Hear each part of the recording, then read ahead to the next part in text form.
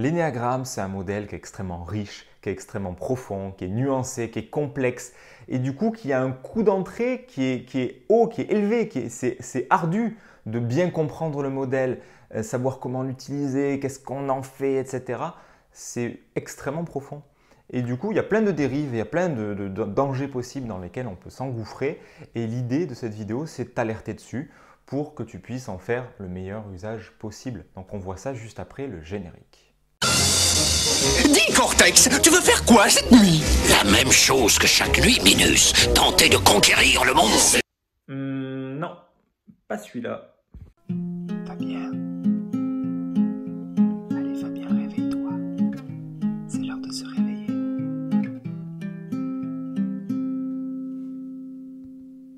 Avant de te partager les 3 catégories de dérives et les 8 dangers principaux que j'ai identifiés, sans compter tous ceux que j'ai oubliés, faisons un bref rappel sur pourquoi cette vidéo. Simplement, l'énéagramme, c'est un modèle qui a pour but d'ouvrir. D'ouvrir ton cœur, d'ouvrir ta conscience, de t'ouvrir à la réalité de qui tu es et à la réalité du monde dans lequel tu vis. Finalement, dans la réalité de notre fonctionnement psychique le plus profond. Maintenant, l'énéagramme, aussi profond soit-il, c'est une carte, ce n'est pas la réalité. C'est une carte très précise, très fine, comme une carte IGN peut te donner les chemins de randonnée avec une infinie précision. Maintenant, ça reste une carte IGN et pas la réalité. Tout comme l'énéagramme pointe des choses de la réalité, mais n'est pas la réalité. Donc c'est ce qu'on va voir entre autres dans cette vidéo, c'est que du coup, pour faire un meilleur usage possible du modèle qu'est l'énéagramme et avec toute la lumière qu'il peut apporter sur toi et sur les autres et toute l'empathie qu'il peut développer, toute l'ouverture de cœur qu'il peut amener, en fait, si tu as un usage merdique de l'énéagramme, tu ne vas pas en bénéficier en ce sens. Tu vas t'enfermer, tu vas enfermer les autres, tu vas mal comprendre, tu ne vas pas comprendre de quoi parle réellement l'énéagramme. Et c'est pour ça que c'est important, quand tu veux vraiment creuser dans le modèle, de vraiment creuser dans le modèle. De ne pas juste te satisfaire de micro-vidéos d'1 minute. C'est pour ça que je rechigne autant à faire des contenus courts sur le sujet et qu'en fait je ne fais pas de contenus courts sur le sujet alors que j'ai pensé maintes fois, fait des shorts, des TikTok, des trucs. Non, à part quelques blagounettes et quelques sketchs, je ne suis pas partisan des contenus courts sur l'énéagramme puisque ça va très vite amener vers des raccourcis. Énormément de 2 zèbres sont scientifiques. Énormément de 2 zèbres sont méthodiques, spécifiques, sont organisés, rigoureux. C'est même les meilleurs secrétaires. Et déjà, quand je te fais une vidéo de 30-40 minutes sur un type, c'est déjà cliché, puisque je te partage déjà un archétype qui n'est pas tout à fait représentatif du type tel qu'il est, puisque ça peut revêtir plein de formes différentes. Mais en même temps, pour comprendre le modèle et l'apprendre, il faut bien commencer quelque part. Et au début, tu es obligé de comprendre chaque type par le cliché, l'archétype qu'il représente, pour après amener de la profondeur et de la nuance. Pour autant, je ne me suis pas encore résolu à faire des contenus courts et accessibles à tout le monde, puisque je pense que l'énéagramme n'est pas accessible à tout le monde, parce que ça demande à un moment donné de se plonger dedans. Et forcément, quand tu vois des vidéos d'1 demi-heure et de 45 minutes, tu as plein de gens qui n'ont pas envie de creuser, ce que je comprends aisément. Donc quand tu n'es pas passionné par le truc, quand ça ne te parle pas plus que ça, tu sais quoi? Ne creuse pas l'énéagramme, vraiment. Parce que du coup, au mieux, ça ne va pas t'apporter grand-chose. Au pire, tu en fais un usage merdique et tu ne vas même pas comprendre de quoi ça parle. Donc, c'est pour ça que toutes les approches qui visent à essentialiser les énéatypes, à dire voilà, le 1 il est perfectionniste, le 2 il est altruiste et machin, et de se cantonner à des mots, de se cantonner à simplement des raccourcis, en fait c'est dommage parce que du coup tu bénéficies pas de la richesse du modèle et de tout ce qui peut venir pointer, apporter chez toi sans chercher d'objectif, de finalité, juste le simple fait de creuser le modèle par une appétence naturelle, par un élan naturel, ça va amener plein de conscientisation de dingue. Mais pour ça, ça demande de prendre du temps. Et du coup, ça va t'inviter à voir les potentiels écueils dans lesquels tu tombes, chose que je vais te présenter dans cette vidéo. Donc, après ce long préambule, c'est parti pour les 3 catégories de dérives possibles. Première catégorie de dérive, c'est de pervertir le modèle. Pervertir le modèle, ça peut être fait de plein de façons. Pervertir, ça vient de pervertérer, ça veut dire mettre sans dessus dessous.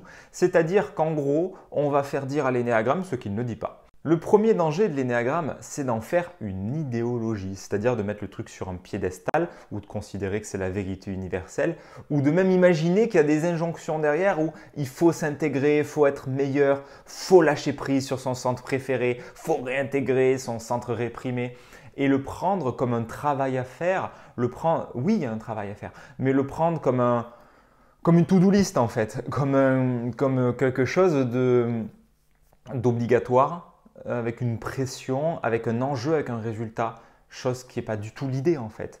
Donc, ce n'est pas à prendre comme une idéologie, parce que comme je te l'ai dit préalablement, la carte n'est pas le territoire et aussi précis soit l'énéagramme, ne lui faisons pas dire ce qu'il ne dit pas. L'énéagramme, ça parle des motivations profondes, inconscientes d'un individu, ça parle de la structure psychique et identitaire d'un individu, mais ça ne parle pas de qu'est-ce qu'un individu va faire de sa vie, qu'est-ce qu'un individu va montrer à la surface, comment ça va se manifester. Ça ne parle simplement pas de ça. C'est comme si tu disais voilà, à quelqu'un, ok, tu as un corps qui est comme ça, d'accord, tu fais 1m80, tu es brun, tu as des yeux comme ça, ok, donc ta vie, ça va plutôt être ça, ça, ça, ça. Non, on n'est pas dans la cartomancie ici, on n'est pas dans Madame Irma avec sa boule de cristal. Je vois le museau du yak, une grotte dans la montagne. Le jeune garçon à qui appartient cette écharpe. Chang! Ah, comment ça marche ce machin-là? Il est étendu sur des branches de genévrier. Mais qui donc s'approche de lui? L'énéagramme, ça te donne l'ADN de ta structure psychique à l'instant T. Enfin, et plus qu'à l'instant T, c'est la structure psychique qui est innée, qui est engrammée en toi, que tu le veuilles ou pas. Elle est là, ta structure psychique. Même les gens qui en sont inconscients, ben, ils l'ont quand même. Et ça se voit souvent, ça se voit de partout. Je vais faire courir, moi, tu vas voir le rouquin là-bas. Hein? Ah, ça me rajeunit. Simplement, ça ne décide pas ce que tu en fais. Donc, en ce sens, ce n'est pas une idéologie au sens où il y aurait quelque chose à faire, où il y aurait quelque chose à ne pas faire. L'énéagramme, c'est un plan, c'est une carte précise, fine, de connaissance de la psychologie humaine. Basta. Okay? C'est aussi une carte, c'est aussi un modèle qui peut t'aider à l'intégration, au fait d'apaiser ton ego, de t'élever, de faire nourrir, enfin de déployer ton essence qui est déjà là pour vivre une vie qui est plus épanouissante. Mais le risque, c'est de partir dans un truc du même type qui est arrivé au yoga ou à la méditation ou à plein de pratiques comme ça qu'on a retrouvées en Occident, où le but, où la pratique devient quelque chose qui est un moyen pour atteindre un but. Où du coup, le yoga devient quelque chose, une pratique qu'on va faire tous les mercredis, on va se contorsionner pour être plus souple, pour être plus zen après le travail, alors que le yoga, à la base, et je ne suis pas expert du yoga du tout, donc je vais sûrement dire des conneries, à la base, le yoga, c'est une voie d'éveil. Ce n'est pas une pratique pour être plus souple, plus zen ou je ne sais pas quoi. Ça, c'est les dérives occidentales modernes. Est-ce que c'est mal? Non, ce n'est pas question de bien ou mal, simplement de considérer qu'on perd de vue l'intention initiale du modèle, de la pratique, de l'outil, de la voie. Lao Tzu a dit « Il faut trouver la voie ». Ah oui. Moi, je l'ai trouvée. Il faut donc que vous la trouviez aussi. Oui. À vrai dire, je suis là pour ça. Et ensuite, vous connaîtrez la vérité. Puisque vous le dites. Mais tout d'abord, je dois vous couper la tête. Et l'énéagramme fait partie de ces voies spirituelles dont l'idée est de se rendre compte de la vanité de l'ego pour toucher du doigt l'essence qui est en contact avec ce qui est l'essence de qui je suis, l'essence du monde. Comme disait Gurdjieff, l'énéagramme en tant que, avant de parler d'énéagramme de personnalité, l'énéagramme comme figure, comme schéma, l'énéagramme, c'est à la base du coup c'est cette figure ésotérique qui recèle toutes les lois de l'univers, si je reprends peu ou prou sa phrase. Bref, c'est important de garder en tête de quoi l'énéagramme parle et de quoi l'énéagramme ne parle pas. Ce qui nous amène au deuxième danger avec l'énéagramme, c'est de mal le comprendre, c'est d'avoir une incompréhension du modèle et du coup de lui faire dire ce qu'il ne dit pas. Entre autres, c'est par exemple essentialiser les individus, essentialiser les énéatypes et par exemple de dire que le type 1 c'est quelqu'un de droit, c'est quelqu'un qui est à l'heure, c'est quelqu'un qui est comme ceci, comme cela.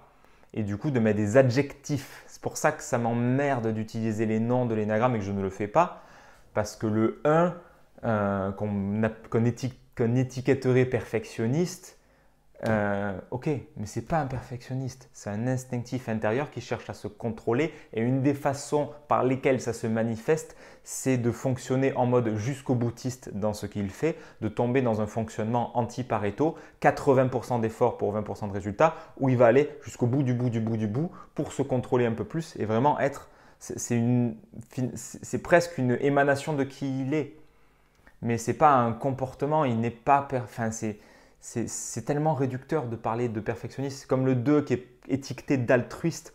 Le 2 n'est pas altruiste puisqu'il le fait pour lui. C'est dans son ego qu'il va aider et chercher à donner des conseils et à soutenir l'autre et à être toujours présent pour lui. C'est parce qu'il tire de la reconnaissance de ça. C'est pas parce qu'il est altruiste. Donc, c'est là où les mots sont problématiques, c'est là où la sémantique peut nous coincer. Bref, c'est pour ça que je n'utilise pas les mots. Parce que du coup, on va aussi essentialiser les énéatypes et les enfermer dans des cases. Alors qu'il y a des 1 qui vont, pour reprendre l'exemple, qui ne vont pas être perfectionnistes. Ça dépend. Attila, vous le comptez comme un 1 ? Et qui vont lâcher, qui vont arrêter de faire, qui vont plus procrastiner et qui vont abandonner en fait. Tellement l'enjeu pour eux est élevé, tellement ils veulent faire bien les choses, en fait, ils ne les font pas du tout. Ça arrive, il y en a. Ok ? Donc, attention à ça, attention à ne pas essentialiser les énéatypes parce que sinon tu ne comprends pas le modèle et tu risques de ne pas pouvoir te typer. De la même façon, je l'ai dit juste avant, mais le danger c'est de faire dire à l'énéagramme qu'il y a un certain nombre de comportements. Donc par exemple le 1 c'est quelqu'un qui va faire du sport, c'est quelqu'un qui va être végétarien, c'est quelqu'un qui va être à l'heure, c'est quelqu'un qui va respecter les lois. Mais pas du tout, c'est un instinctif intérieur qui a son orientation, rigueur personnelle, idéaux élevés, mais ça dépend de ses idéaux, ça dépend de sa rigueur. Il y a des 1 qui sont très concernés par l'écologie, j'allais dire l'idéologie, par l'écologie et du coup, ils en font une idéologie et c'est vraiment important pour eux et donc ils vont être à cheval là-dessus puisque vu que c'est ces idéaux, tout le psychisme va être câblé sur ça, mais il y a des 1 qui s'en tapent de l'écologie. Il y a des 1 qui vont être câblés leur structure sur le domaine professionnel et d'autres qui vont être câblés sur, je sais pas, la thérapie, le fait d'aider les autres, le fait sur la famille ou j'en sais rien. Et bien sûr, il peut y avoir plusieurs idéaux en lien avec ça, mais ça dépend des idéaux du 1. Donc, il n'y a pas de comportement prééminent. C'est comme tu imagines, voilà, le cliché du 3, c'est celui qui fait des conférences, qui est coach, qui va se montrer, qui va gagner des millions, qui va avoir une grosse maison avec une piscine, avec une Tesla, etc. Un peu de couleur dans notre vie pour cette fin de journée. Ici, à la maison, j'espère que vous allez bien, que vous profitez de cette belle période estivale. Nous, ici, en famille, on en profite. Mais il y a plein de 3 qui s'en tamponnent de ça. L'orientation du 3, c'est l'atteinte d'objectifs. Donc ça va être une machine de guerre pour faire des trucs, mais faire des trucs importants pour lui. Si le 3, il s'en tamponne d'accumuler des signes extérieurs de richesse, qui s'en tamponnent d'accumuler des voitures, il y a plein de 3 que je connais, j'en fais partie, qui n'ont pas une voiture de dingue, et où tu vois la maison, où tu vois la voiture. Combien d'années j'ai eu une Twingo blanche toute pourrie? C'est pas du tout un truc de 3, et pourtant ça ne m'empêche pas. Hein. Donc, là encore, il y a l'archétype de l'énéatype et il y a les nuances. Et ça, on en parlera dans une prochaine vidéo, c'est très important pour que tu puisses voir à quel point un énéatype peut revêtir plein de formes différentes, quoi. Ça peut vraiment changer du tout au tout en fonction de ce que tu imagines du type et de comment dans la réalité ça peut vraiment être. Tu as des 9 qui sont extrêmement actifs, alors qu'on imagine bien le 9 derrière son ordi à glander sur YouTube, etc. Et c'est vrai, il y a aussi ça, j'en connais plein. Mais tu as aussi des 9 qui font des treks de dingue, qui font énormément de sport, ou qui travaillent énormément, des 9 qui sont extrêmement actifs dans leur vie et qui font plein de trucs. Voilà pourquoi attribuer des comportements à un énéatype, c'est voué à l'échec. Ça ne peut pas marcher, ça va donner que de la merde. Parce que tout le monde est capable de tous les comportements, parce que l'énéagramme ne parle pas des comportements et ça parle de pourquoi tu fais les choses. Et que tant que tu restes sur la surface de « ouais, mais moi je lis beaucoup quand même, je dois être un centre mental », non, je ne suis pas un centre mental et je lis beaucoup. Donc non, c'est aussi simple que ça. L'énéatype, l'énéagramme te parle des motivations inconscientes à faire, sentir, Pensée, ça te parle de ce qui se joue dans ton psychisme au fond du fond du fond du fond du fond du fond. Ainsi font les petites marionnettes. Et ça, eh bien, ça se voit pas à la surface. Ça se voit chez les gens qui sont des clichés. Mais ça se voit pas chez tout le monde. Ça demande de gratter à minima. Vraiment, d'aller creuser à coup de pourquoi, à coup de mais qu'est-ce qui fait que. Troisième danger de l'énéagramme, c'est de rester sur la sphère mentale du modèle, c'est-à-dire de chercher à comprendre, à analyser, mais à oblitérer les autres centres. C'est-à-dire que tu as des gens qui vont se typer, j'en ai fait partie, ils vont se typer à partir d'une compréhension mentale du modèle et de qui ils sont. C'est-à-dire qu'ils pensent qu'ils sont comme ça. Ils se disent « oui, mais moi, je suis comme ci, comme ça ». C'est comme quand tu remplis un test sur Internet. C'est pour ça que les tests en énéagramme, c'est souvent de la merde aussi. Parce que justement, comme ça parle des motivations profondes de l'individu, eh ben, elles sont inconscientes. Et selon le niveau de bullshit que tu as avec toi, ben, ces motivations, tu ne les connais pas. Donc quand tu remplis le test, tu te remplis à partir d'un endroit où tu ne te vois pas, à partir d'un endroit où tu te bullshit. Donc, tu ne vas pas te trouver avec un test. Donc, c'est toujours la même logique en fait. C'est comme le modèle, il est profond, il est nuancé parce que les motivations profondes, c'est quelque chose qui est super fin, qui est super profond à identifier. Tu as des individus qui mettent des années, quoi. Et bien forcément, quand tu restes sur une compréhension mentale, tu n'es pas dans le fond du fond. Ça va demander d'aller creuser parce qu'on est des êtres profondément émotionnels. C'est pour ça que d'ailleurs, à la base, l'énéagramme des passions, les fameux 9 péchés capitaux, parce qu'il n'y en a pas que 7, eh bien c'est de ça dont il parle. Quand on parle de la colère, de l'avarice, de l'excès, etc., ces péchés-là, qui sont simplement des pentes égotiques, et pas une mauvaise chose, mais c'est simplement là où l'individu va se vautrer toujours au même endroit, dans la passion, ce qu'on appelle la passion dans l'énéagramme, ben ça c'est émotionnel. Et ce n'est pas depuis le mental que tu peux le choper, c'est depuis l'expérience terrestre vécue, émotionnelle, et dans les tripes, dans l'instinctif, à travers les sous-types, autre sujet encore. Mais ça demande d'être dans un axe émotionnel, de rencontre du cœur entre soi et soi. C'est pour ça que tu as beaucoup de gens qui ont du mal à se typer aussi, c'est parce qu'ils restent sur une sphère mentale et la compréhension a ses limites. À un moment donné, la voie de la rencontre entre soi et soi, la voie du cœur, c'est beaucoup plus important. C'est même pas beaucoup plus important, c'est prééminent par rapport à une approche mentale. C'est très facile mentalement de croire quelque chose, de te dire que tu es comme ci ou comme ça. Mais d'ailleurs, quand tu dis « Ah, mais je crois que je suis comme ça », croire, c'est quoi? C'est basé sur un affect. Donc, quand tu veux trouver ton type, quand tu veux vraiment creuser l'énéagramme, c'est de voir à quel point en fait tout se joue là-dedans. Tout se joue dans comment l'individu se trompe lui-même, il n'y a pas que le 3 qui fait ça, comment l'individu se trompe lui-même en croyant qu'il est quelque chose qu'il n'est pas. Et ça, c'est vraiment classique en fonction de tout ce que tu t'es raconté. Ça, c'est toute la mythologie personnelle. Quand tu te bases sur ton passé, sur tes traumas, sur ton histoire, etc., eh ben, tu vas te raconter quelque chose, tu vas te raconter qui tu es. Le problème de l'Inde, c'est que c'est un pays qui m'a toujours attirée et même appelée. Enfin, tu vois, je me suis toujours sentie hyper appelée par l'Inde et l'esprit de l'Inde et les cultures indiennes. Mais j'ai hyper peur d'être confrontée à la misère là-bas parce que j'ai ce truc de... En fait, je ressens ce que ressentent les autres. Je suis carrément hypersensible. Ouais, t'es une éponge. Et donc, tu vois, je me dis que d'être confrontée à la pauvreté, j'ai peur... Sauf que tu n'es pas en train de ressentir vraiment, là, dans l'instant, qui tu es. Et l'énéatype, ben, ça va se baser en grande partie sur ce que je sens dans le présent, ce que ça vient chercher, d'où ça part chez moi, l'intention inconsciente avec laquelle je vais dans le monde. C'est de ça dont ça parle. Deuxième catégorie de danger avec l'énéagramme, c'est de devenir bourreau de soi-même. C'est là aussi un grand danger, mais bon, c'est pas propre à l'énéagramme. Tu as des gens qui se servent des 4 accords Toltec pour se tyranniser. Oh là là, j'ai pas une parole impeccable, oh, c'est terrible, oh, je suis une merde, oh, j'ai pas fait de mon mieux, oh là là. Tout est bon pour se tyranniser, hein. La CNV, c'est une bonne façon de se tyranniser aussi. Les affirmations positives aussi, c'est une bonne façon de se tyranniser. Oh putain, j'ai pas pensé assez positif, oh là là, je suis nul, j'en ai marre de penser négatif, etc. Tout est bon dans le cochon, je la fais à chaque fois celle-là. J'espère que vous avez le cœur bien accroché parce que c'est une véritable boucherie à l'intérieur.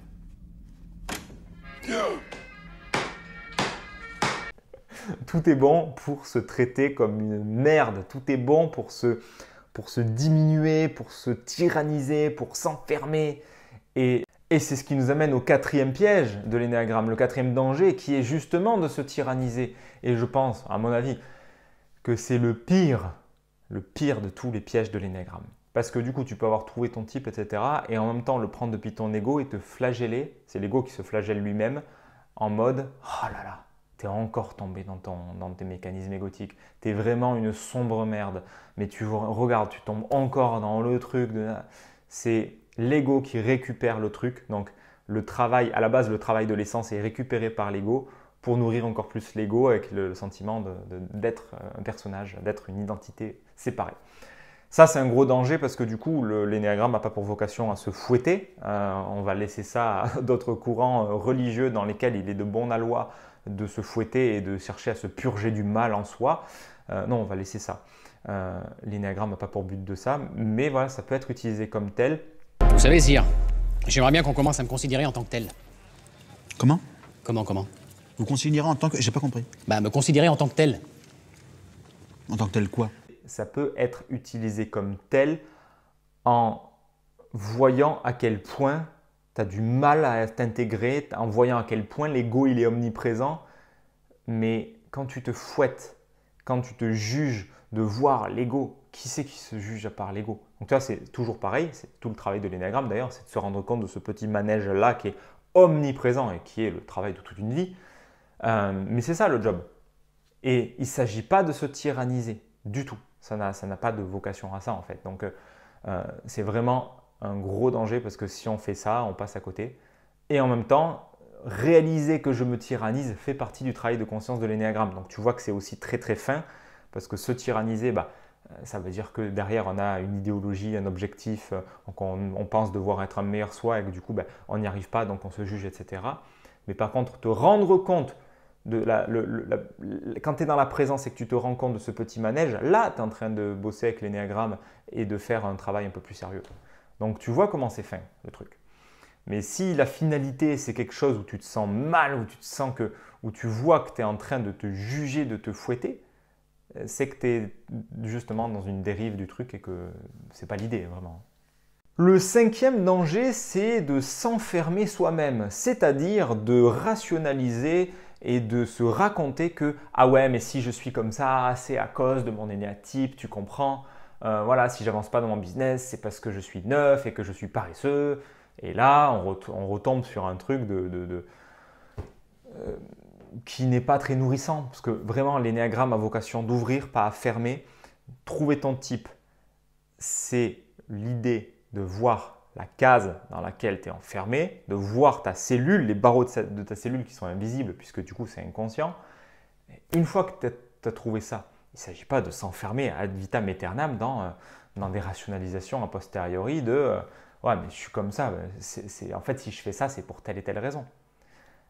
Il peut y avoir une explication très réelle de effectivement, c'est vrai que là ce qu'il m'a dit ça m'a touché parce que j'ai une structure émotionnelle et du coup j'ai besoin de reconnaissance. Oui, ok, mais attention à l'identification au truc. Parce que du coup tu pourrais t'enfermer dans l'ego, encore une fois. Et c'est là où tu vas regarder, tu vas voir avec finesse comment l'ego veut s'approprier toujours, encore et toujours le truc. Moi je le vois comme l'ego, tu vois, il vient dans les tâches aveugles justement. L'ego revient dans des petits recoins sombres dans lesquels tu ne le captes pas. Combien de fois j'ai vu mon ego partir sur l'identification à un Fabien qui doit être triste, enfin qui s'autorise la tristesse. Et du coup, je m'en voulais de ne pas arriver à connecter la tristesse. Et ça veut devenir un objectif de reconnecter la tristesse. Et tu vois comment c'est subtil. Et je ne m'en rendais pas compte au début. Puis à un moment, j'ai fait « Ah ouais, putain, incroyable. C'est très très fort. » Bref, et l'idée, c'est plus de t'en amuser que de t'en juger, vraiment. Donc, attention à ne pas t'enfermer toi-même. Parce que, ok, une fois que tu as identifié ton type, de toute façon, il y aura une phase d'identification à l'énéatype où tu vas voir à quel point c'est omniprésent et du coup, tu peux t'essentialiser encore plus. Mais là encore, vraiment, ce n'est pas l'idée. Après, il y a une autre phase où vraiment, il y a un détachement vis-à-vis de ça. Il y a une désidentification, plus précisément, où tu vas te voir faire, mais sans pour autant t'emprisonner dans un truc qui... Parce que finalement, tu tomberais dans une prophétie autoréalisatrice où tu te dis, voilà, je suis 1, ben voilà, forcément, chez moi, bien sûr que j'aime faire bien les choses et je ne peux pas faire autrement. Mais bah si. C'est justement l'écueil de l'identification à l'énéatype. C'est un peu ça, du coup, le bug à cet endroit, dans ce piège-là. S'enfermer soi-même, c'est quelque part s'essentialiser, s'identifier à cet énéatype. Mais t'es pas que ça. L'énéatype, il y a l'ego de l'énéatype, mais il y a aussi l'essence, il y a aussi plein d'autres choses. Du coup, il ne faut pas rester bloqué sur la petite trace sur la vitre. Il faut prendre du recul pour voir à quel point il y a autre chose aussi. Donc du coup, il n'y a pas que ça. Il n'y a pas que l'ego, il n'y a pas que tes motivations, il y a tout l'être que tu es, l'individu indivisible que tu es. L'ego, c'est une partie de toi, c'est pas tout. 6e danger dérive de l'énéagramme, c'est de valider un typage foireux à coup d'explications capillotractées. Et là, on tombe dans le sacro-saint biais de confirmation dans lequel, en fait, tu t'enfermes et tu fais un travail qui est merdique avec l'énéagramme en te typant à côté. C'est-à-dire que tu vas te dire « Ah ouais, mais alors moi, j'aime bien faire les choses. Vraiment, je suis quelqu'un qui fait les choses voilà, au poil, j'aime bien quand c'est carré et tout. Ouais, c'est que je suis un. » Mais c'est vrai que d'un autre côté, voilà, j'aime bien aider les autres. Je suis quand même très tourné vers les autres. Donc du coup, j'ai une aile en 2. Mais j'ai aussi un côté un peu mélodramatique. C'est-à-dire que j'aime bien être différent et j'ai beaucoup d'émotions. Ça doit être ma flèche en 4. Je pense que c'est parce que je me désintègre en 4. Quand tu fais ça, tu ne fais pas de l'énéagramme. Tu fais un test équivalent à quelle marque de chaussettes es-tu sur Facebook ou le test des 5 blessures ou un truc extrêmement réducteur, limité. Enfin, en tout cas, ce n'est pas l'énéagramme ça. Puisque l'énéagramme, déjà, tu ne vas pas partir à chercher à confirmer ton type. On l'a déjà dit dans une autre vidéo, hein, je te mets le lien pour aller voir si tu ne l'as pas déjà vu. C'est plutôt de partir en via negativa, d'éliminer, de trancher tout ce qui n'est pas toi, donc d'éliminer les types un par un, avec des preuves, avec des faits avérés de ta vie, pour arriver vers ton énéatype. Et ton énéatype de base, ta structure, ta base, elle explique déjà énormément de choses. Tu n'as pas besoin de faire appel aux flèches, aux ailes, aux trucs. Oui, ça va amener de la nuance, ça va être intéressant, important. Mais quand tu cherches à expliquer les ailes, les flèches, les machins, avant de trouver ton type, c'est la porte ouverte à toutes les fenêtres. Et là, tu es sûr que tu ne vas pas trouver ton type. Puisque c'est très facile, c'est ce que j'ai fait à l'époque. Hein. Ah oui, mais moi, du coup, je suis curieux parce que j'aime bien lire des bouquins, donc je suis 7. Par contre, j'ai plutôt une aile en 6 parce que c'est vrai que j'ai peur et que je suis assez pessimiste. Ok, donc j'ai une aile en 6. Et après, je dois avoir une… Je pense que je me désintègre en 9 parce qu'à l'époque, c'était ça le raisonnement. Non, je dis des conneries là. Je me désintègre, je ne sais plus ce que je me disais. Oui, c'est ça, en 5 parce que je suis dans ma grotte et que quand je suis sous stress, je vais dans ma grotte et je lis beaucoup de bouquins et je me coupe du monde. C'était ça mon raisonnement il y a 6-7 ans. T'imagines à quel point j'étais à côté de mes pompes, quoi.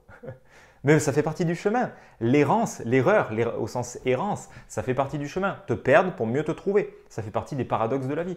À des moments, tu vas avoir besoin de te perdre bien comme il faut pour, hop, te retrouver. Jusqu'à voir qu'après, que quand tu te retrouves, le te que tu retrouves, le moi que tu retrouves, en fait, c'est un peu plus complexe que ça et qu'il n'y a pas vraiment de toi que tu retrouves. Mais bref, l'idée, c'est vraiment de faire attention à ça, ce truc d'explication capillotractée, comme les 2 exemples que je t'ai donnés là, c'est de la grosse chiasse et tu ne feras pas de travail sérieux avec l'énéagramme avec ça. 3e famille de dangers en lien avec l'énéagramme, devenir bourreau des autres. Et ça aussi, c'est pas mal, c'est un grand classique. C'est-à-dire que tu vas utiliser l'énéagramme pour valider à quel point les autres, c'est des cons, c'est des glands, à quel point ils sont désintégrés, à quel point ils n'ont rien compris. Et là encore, ce n'est pas l'idée du modèle, puisque l'idée, c'est d'ouvrir. C'est d'ouvrir, même s'il n'y a pas d'injonction à ouvrir ton cœur et à être empathique avec tout le monde. Il ne faut pas le prendre dans ce sens-là non plus, puisqu'il n'y a pas de but d'objectif. Mais simplement, quand réellement tu as l'intention de creuser l'énéagramme et l'intention d'aller voir en toi, il y a naturellement un processus qui se fait d'ouverture au monde et aux autres, et où du coup il y a quelque chose de l'ordre de l'empathie qui s'ouvre avec une capacité d'accueil d'autrui qui est beaucoup plus élevée. Mais ce n'est pas un but à proprement parler. Il y a une personne qui m'écrivait récemment en me disant, en répondant à des emails, « où je disais que l'énéagramme n'avait pas de but, qu'on s'en fout, que l'énéagramme ne sert à rien. Parce que réellement, quand j'ai eu du mal à comprendre ça, j'en ai discuté avec des amis, et enfin, je le comprenais mentalement, mais c'était dur à appréhender pour moi, parce que pour moi, dans mon ego, il faut que tout soit utile, et j'avais du mal à sentir, à cerner à quel point l'énéagramme ne servait à rien. Réellement, littéralement, parce qu'il n'y a pas de finalité. Il n'y a pas pour but d'être un meilleur toi, d'être plus éveillé, plus ceci, plus cela. L'idée, c'est juste de te rencontrer, d'être quitté. Point. Enfin, il n'y a pas de but en fait. C'est gratuit, c'est parce que ça t'appelle, c'est parce qu'il y a un élan de vie. Tout comme il y en a qui vont manger de la choucroute, d'autres qui vont couper du bois. Et chacun son délire, chacun son truc. C'est simplement que si toi, ça t'appelle de creuser l'énéagramme, bah, il y a quelque chose qui va être vivant là-dedans et il n'y a pas à en attendre une finalité quelle qu'elle soit. Par contre, il y a des effets secondaires, il y a des effets bénéfiques à ça, dont le fait d'avoir une plus grande empathie, dont le fait d'être plus heureux dans ta vie, plus joyeux, plus présent, plus ceci, moins cela. Mais ce n'est pas un objectif en tant que tel. Quand j'avais fait la méditation Vipassana, les 10 jours de souffrance là où tu es assis à méditer 10 heures par jour comme un moine, c'était une expérience extrêmement marquante. Et une phrase de l'enseignement qui m'a marqué, où en gros c'était Goenka, SN Goenka, Goenkaji, le maître de Vipassana, enfin le gourou qui a participé à déployer partout dans le monde la méditation Vipassana. Il racontait comment, je crois que c'était lui, je vais dire peut-être des conneries, mais c'est juste pour l'anecdote, quand lui, il était venu à Vipassana, il était allé voir l'enseignant, il lui a dit voilà, je viens à Vipassana parce qu'on en a parlé, parce que j'ai des migraines terribles et j'ai envie de me débarrasser de mes migraines. Il a dit non, je te prends pas. Non, je te prends pas, reviens l'an prochain. Enfin, non, je te prends pas. Et quand il est revenu, Goenka, il est revenu avec la ferme intention de juste nourrir sa présence, développer l'équanimité, enfin tout le tralala de Vipassana. Mais il avait lâché l'idée de guérir sa migraine. Et c'est ce qui l'a amené à guérir sa migraine. Donc tu vois encore le paradoxe. J'ai un bon ami d'ailleurs qui a fait Vipassana plusieurs fois aussi, qui s'est débarrassé de ses douleurs de dos. Mais il n'était pas dans l'intention de se débarrasser de ses douleurs de dos. C'était un effet collatéral. Et ben, ce sont les effets collatéraux de Vipassana. C'est qu'il y a des gens, j'en ai rencontré un autre phénomène aussi, peut-être un jour il sera sur la chaîne, c'est quelqu'un qui s'est débarrassé de tout plein d'addictions, à l'héroïne, à la cocaïne, à je sais pas quoi. Il était addict à tellement de trucs. Et du coup, bah, grâce à sa méditation Vipassana, il en a fait plein. Bah, il est devenu simplement sobre, enfin je ne sais plus comment on dit, en tout cas il s'est sevré de ses addictions. Tout comme mon pote, bah, il a éliminé une douleur de dos qui était chronique. Tout comme Goenka, il a éliminé ses migraines. Ce n'est pas pour te faire une pub de Vipassana, mais simplement que quand tu creuses dans le truc par élan naturel pour la chose et que tu as vraiment envie d'y aller, il y a des effets collatéraux. Ben, l'énéagramme, c'est pareil. Quand tu vas creuser dans l'énéagramme parce que ça t'appelle et que tu as un élan vers ça, mais qui est gratuit, où tu n'as pas de volonté particulière, ou si tu as des volontés particulières, bah, tu les conscientises et tu les laisses de côté. Mais naturellement, tu vas voir que ça augmente ta capacité empathique, que ça augmente ta capacité d'écoute, que tu vas mieux te connaître, que tu vas avoir plus de choses dans ta vie, entre guillemets, de trucs cool qui se passent. Mais ce n'est pas ce qui est recherché au premier degré. Sinon, on retombe dans la logique productiviste moderne dans laquelle tu vas faire du yoga pour être souple ou de la méditation pour être zen, où tu retrouves des stages en entreprise de yoga et de méditation pour être plus productif, où on perd complètement le sens du truc, où c'est encore une fois perverti, sans dessus-dessous. C'est une déviance de l'origine du truc. Donc, tu peux considérer que l'énéagramme, c'est gratuit. C'est simplement le miroir qui va pointer chez toi. Donc, c'est quoi l'intention? C'est de te rencontrer, c'est aller voir le vivant en toi pour laisser émerger l'essence. Mais ce n'est pas un objectif à atteindre, simplement. Alors, le 7e danger de l'énéagramme, c'est quoi? C'est d'essentialiser les autres.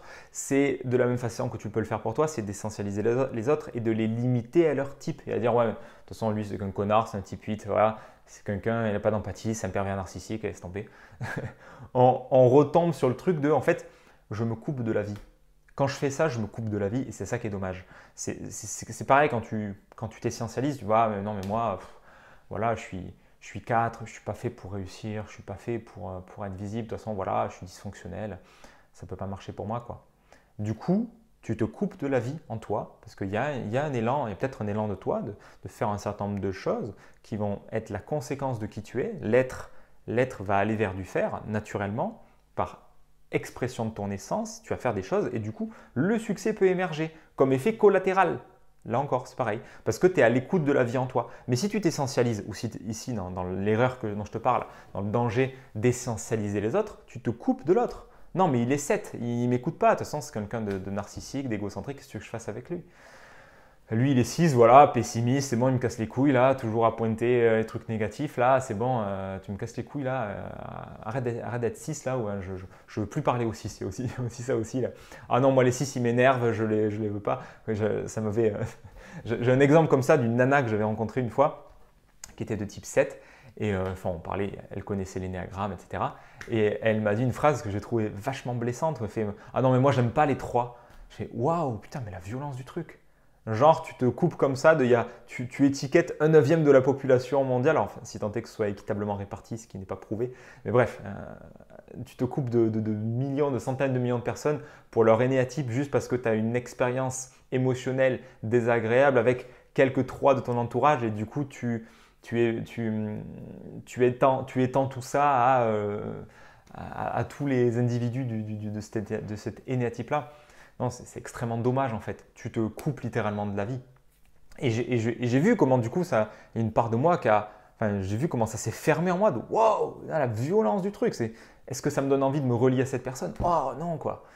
Mais en même temps, voilà, tu es capable d'aller au-delà et de voir que la personne, c'est juste parce qu'elle a ses propres traumas et ses propres expériences avec les 3, quoi, simplement. Donc, c'est dommage et c'est pas du tout l'idée non plus d'essentialiser l'énéagramme. D'essentialiser les autres à partir de leur type énéagramme et de les enfermer là-dedans. Au contraire, en étant présent à eux, vraiment en offrant cet espace de présence que tu es, et bien en fait, tu leur permets de sortir de leur automatisme et du coup de jouer à autre chose que leur personnage connu. Mais quand tu t'attends à ce que l'autre soit un gros connard parce qu'il soit 8 ou que tu t'attends que le 2 soit étouffant parce que c'est un 2 ou que tu t'attends que le 1 il soit chiant, rigide, machin, tu fais quoi? Tu fais de l'effet Pygmalion, tu crées ta prophétie autoréalisatrice et tu nourris, tu renforces encore plus. Donc non seulement toi tu t'empêches de vivre une expérience différente avec l'autre personne, mais en plus tu empêches l'autre d'évoluer et de faire autrement. C'est le gros danger de cet effet Pygmalion. Tu sais, l'effet Pygmalion, c'est cette étude où tu as eu un professeur qui avait, je crois c'était 2 classes. Il y avait une classe qui était des cancres et une classe qui était des super bons élèves. Et en fait, quand on l'a briefé, on lui a dit, tu sais, cette classe-là, ils sont complètement bidons. Et en fait, on lui parlait de la classe avec des bons élèves et inversement. Et du coup, à la fin de l'année, ça s'est inversé. Ceux dont le prof croyait que c'était des cancres, ils sont devenus des cancres alors qu'ils étaient bons à la base. Et ceux dont le prof, il croyait que c'était des bons élèves alors que c'était des cancres, ils sont devenus bons élèves. Donc, il y a quelque chose c'est un peu ce truc de l'observateur modifie la réalité. Et cet effet Pygmalion, c'est une prophétie autoréalisatrice. Donc, là aussi, regarde à quel point ça peut être vrai pour toi dans ta vie. Ne te coupe pas de ton frère ou de ta sœur humain simplement parce qu'il est de tel ou tel type. C'est tellement bas, c'est tellement dommage. Franchement, on peut faire un peu mieux que ça, quoi. Tous les énéatypes peuvent être des gros cons et tous les énéatypes peuvent être des saints. Donc, vraiment... n'enfermons pas l'autre dans son énéatype, dans son truc, dans sa case. Simplement, par contre, connaître le type de l'autre, ça va grandement aider à justement pouvoir te relier à l'autre. Moi, c'est ce que ça a créé, c'est qu'il y a des gens qui me paraissent éloignés de moi de par leur fonctionnement parce que ayant un instinctif réprimé, les gens qui surutilisent l'instinctif, j'ai tendance à me sentir plus éloigné d'eux. Enfin, c'est un mode de fonctionnement que j'ai du mal à concevoir. Du coup, ça peut me paraître un peu loin. Mais en fait, du coup, grâce à l'énéagramme et en connaissant leur type, au contraire, ça m'aide à me relier à eux, à mieux les comprendre. Et le 8e danger avec l'énéagramme, c'est d'étiqueter les gens, c'est de les typer à leur insu et de leur dire. Alors là, c'est le summum du summum. Le classique, c'est de les typer à l'arrache et du coup d'être sûr de son type. Ah non, mais lui, il fait que voyager tout le temps et il se baffre comme 4. C'est un 7, c'est sûr, il consomme la vie et tout. Bon, ok, tu peux jouer à ça si tu veux. Ça m'arrive très souvent de faire des typages pas sérieux, mais je ne me raconte pas qu'ils sont sérieux. Des fois, il y a des gens que je croise et tu l'as vu dans la vidéo que j'ai fait sur la rando de Stevenson où je te parlais d'une approche un peu atypique pour trouver ton type. J'ai croisé des types sur le chemin de Stevenson, des gens dont j'ai suspecté l'énéatype par quelques bribes de ce que j'ai vu d'eux, de ce qu'ils ont dit, de ce qu'ils ont fait, de ce que j'ai senti. Mais c'est profondément incomplet, c'est profondément imparfait. J'ai aucune certitude, il ne s'agit pas d'avoir une certitude. Donc il ne s'agit surtout pas de le dire à l'autre. C'est combien de fois j'ai eu des gens qui m'ont dit, ben voilà, j'ai mon pote qui m'a dit que j'étais sûrement de type 2. J'ai mon enseignant en néagramme qui m'a dit il y a 10 ans que j'étais de type 7. C'était faux. Combien de fois j'ai entendu ça et qu'en fait les gens ils ont tapé à côté. Parce que même des enseignants en énéagramme, même des gens qui ont fait 20 ans ou 25 ans d'énéagramme se plantent. Et même plus fréquemment qu'on imagine. Parce qu'on l'a dit au tout début en intro de la vidéo, l'énéagramme c'est un modèle complexe, profond, nuancé, difficile d'accès. Donc oui, tu peux te planter facilement. Et en plus, si avec l'expérience, tu développes un ego particulier, un ego d'enseignant énéagramme où tu te racontes que tu as mieux compris que les autres, ce qui peut être un classique, mais bon, c'est dommage, mais c'est le risque. C'est comme, il y avait une étude comme ça où un vieux radiologue qui avait peut-être 40-45 ans d'expérience, il faisait plus d'erreurs dans le diagnostic des tumeurs sur des radios qu'un jeune radiologue, quand même un interne, je crois, alors qu'il avait beaucoup plus d'expérience. Parce que l'ego, parce qu'il se croit plus compétent et parce que, encore une fois, il y a le melon qui vient avec l'ego, il peut venir même du coup dans l'énéagramme, dans la spiritualité, peut-être même encore plus dans ces domaines-là, où justement quand tu te crois éveillé avec l'ego spirituel, c'est un ego qui est encore plus fort, encore plus subtil. Donc c'est subtil pour celui qui l'a, pas pour celui qui le voit, parce que c'est très visible. Je m'appelle Sylvain Durif, et mon nom au plan cosmique c'est Oriana. Donc j'incarne en fait l'énergie de l'homme vert du grand monarque, qui est annoncé par les prophéties de Nostradamus. Donc c'est l'énergie du Christ cosmique. Celui qu'on connaît aussi sous le nom de Merlin l'Enchanteur. Donc tout ça c'est une seule et même énergie, hein. Sylvanus, l'homme vert, Merlin l'Enchanteur, le Christ cosmique, c'est un seul et même personnage, donc c'est moi.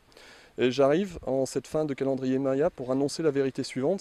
En tout cas, cet ego-là peut faire que tu as des enseignants, et le pire pour moi, c'est que ce sont des enseignants très renommés. J'ai entendu des enseignants parmi les organismes qui ont pignon sur rue aujourd'hui, qui typent les gens à leur insu. Ah non mais toi tu dois être... Waouh! Non mais les gars, laissez tomber là. On ne peut pas savoir pour l'autre, quoi. On peut avoir une grande conviction, on peut présupposer très très fort, mais on n'est jamais sûr pour l'autre. Ok, des fois ça ressort vraiment par tous les pores de la peau, mais même quitter pour dire à l'autre son type, quitter pour dire à l'autre, voilà, toi t'es ça. Quand on connaît la puissance de l'énéagramme, quand on connaît l'impact sur une vie de trouver son type et tout le cheminement pour y arriver, et je t'en parle en long, en large, en travers dans mes articles sur mon site, etc., imparfaitement, sûrement avec des erreurs à des moments, mais de mon expérience et du mieux que je peux, quand tu vois ce que moi ça m'a apporté de faire le truc proprement, parce que, alléluia, il n'y a personne qui m'a... Enfin, si, il y a déjà des gens qui m'ont dit mon type, mais j'ai jamais pris ça pour argent comptant. Quand j'ai vraiment pris le temps de le creuser, là j'ai fait waouh, waouh. Donc n'enlève pas ça aux gens, n'enlevons pas ça aux gens en leur disant voilà toi t'es ça, toi t'es ça, toi t'es ça, parce que nous avons un enthousiasme, parce que ça se comprend, tu as un enthousiasme contagieux, tu viens de découvrir l'énéagramme, tu es tout fou et tu es là waouh, ah ouais non mais c'est trop bien, toi tu dois être 5, ah ouais toi t'es 2. Non, si les personnes veulent vraiment faire un travail de connaissance d'eux-mêmes, laissons-les faire leur travail de connaissance d'eux-mêmes.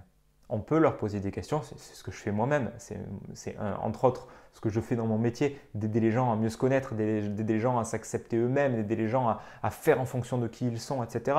Donc ça fait partie de mon métier. Et c'est ce qu'on fait dans le bilan de personnalité. Pour les gens qui ont du mal à se voir tels qu'ils sont, qui ont des tâches aveugles, qui galèrent à trouver leur type, c'est ce qu'on fait ensemble. Mais on ne fait que poser des questions, on ne fait qu'aider l'autre à trouver sans l'influencer, sans lui donner des pistes directement où on va l'influencer. On reste neutre et tu poses des questions. C'est ce que j'essaie de faire du mieux que je peux pour ne pas influencer l'autre. Parce que du coup, le résultat, le fruit qui est récolté, quand c'est toi-même qui as cherché, ça a tellement une autre saveur. Quand je mange mes tomates du potager, que c'est moi qui les ai cueillies, c'est moi qui les ai fait pousser, c'est moi qui les ai cueillies, ça a tellement une autre saveur que la tomate du supermarché, que c'est un mec à l'autre bout du monde qui l'a fait cueillir. Si tu veux contribuer à redorer le blason de l'énéagramme, parce que tu as beaucoup de gens qui n'aiment pas pour ce côté les cases, l'enfermement, les raccourcis, etc., mais parce que ce n'est pas l'énéagramme, c'est les dérives de l'énéagramme, Si tu as envie de contribuer à ça, bah, creuse le modèle, vraiment approfondis. Va lire plusieurs bouquins, plusieurs sources, forme-toi, plusieurs formateurs, apprends, discute, fais-toi aider, creuse, approfondis. Tu vois, le monde se divise en deux catégories. Ceux qui ont un pistolet chargé et ceux qui creusent. Toi, tu creuses. Et tu verras que c'est une richesse tellement inouïe. Au plus je creuse, au plus j'approfondis, au plus je réalise que j'en connais bien peu dans un modèle qui est tellement infini. Et en même temps, ouais, ça reste un modèle, donc c'est pas grave c'est génial d'être un éternel étudiant dans ce domaine. Donc voilà, je t'invite à creuser, c'est vraiment une invitation à ça, une invitation à creuser, à laisser de côté les raccourcis, à laisser de côté le côté je me fouette, c'est pas bien, c'est ceci, c'est cela, j'y arrive pas, je suis nul et les autres, ils sont comme ci, comme ça. C'est au final de juste regarder à quel point l'ego, il veut faire rapide, il veut faire des raccourcis, etc. Et de juste s'autoriser à faire autrement, de s'autoriser à prendre le temps et à investir ta vie, ton temps dans quelque chose de gratuit, la connaissance de soi, parce que c'est gratuit, c'est la vie, ça ne demande rien. Voilà, l'énéagramme c'est gratuit, donc tu le fais parce que tu as envie. Si tu n'as pas envie, bah, juste tu le fais pas. Sinon, il n'y a aucun intérêt à ce que tu me regardes, tu as sûrement mieux à faire que ça. Bref, je te souhaite une belle journée, une belle continuation avec l'énéagramme dans ton odyssée personnelle et à très bientôt. L'énéagramme, c'est un test que j'avais fait il y a un petit moment déjà et je me souviens que la réponse collait parfaitement avec ma personne. Tiens à observer et penser sans me révéler avant de passer à l'action. Non, en général, je passe à l'action et après j'observe et je pense. Vraiment, je fais l'inverse. Résultat de test Énéagramme. Vous êtes très probablement une personne de type 7. Très bien. L'enthousiaste. Yes. Les gens de ce type de personnalité ont essentiellement le désir de faire en sorte que leur vie soit une aventure passionnante. C'est vrai. J'avais déjà fait le test il y a un petit moment et j'avais eu le type 3, concentré sur la présentation du succès pour atteindre la validation. J'étais beaucoup plus dans ce côté à vouloir réussir coûte que coûte. Réussir. Je suis en train de regarder un peu partout les deux types, donc le type 7 et le type 3. Et ce que je retiens vraiment dans le type 3, c'est le côté éviter les échecs. Ça, c'est un truc qui me suit beaucoup, mais les échecs, c'est une de mes peurs principales. Bon, écoutez, je suis un type 7, anciennement type 3.